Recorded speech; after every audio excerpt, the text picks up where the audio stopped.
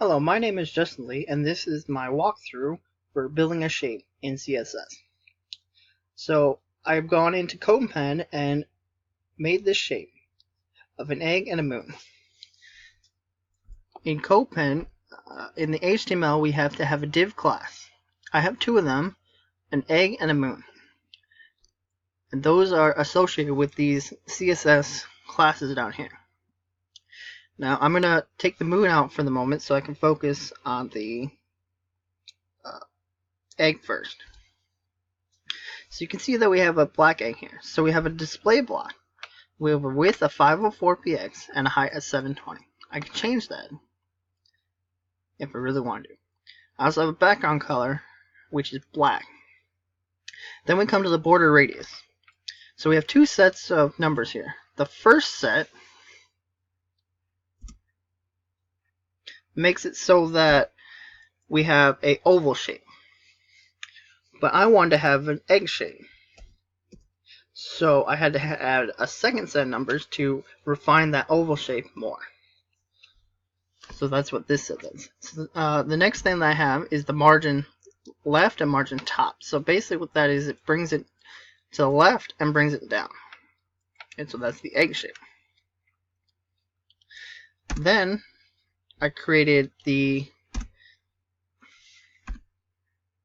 moon shape. The moon shape is basically a circle with a shadow on it. So we have a width of 400px and a height of 400px, and a border radius of 60%. Then we have the box shadow. So these put different effects on it. So with this first one, it changes the position of where it's at. I put a negative 45px so that way it's facing the way that it is in the shape. And then we can see, oh shoot, if we add to this portion now another number, make it 300p, this shifts where the shadow is based off the circle. But I wanted the little crescent moon, so I only have it small amount.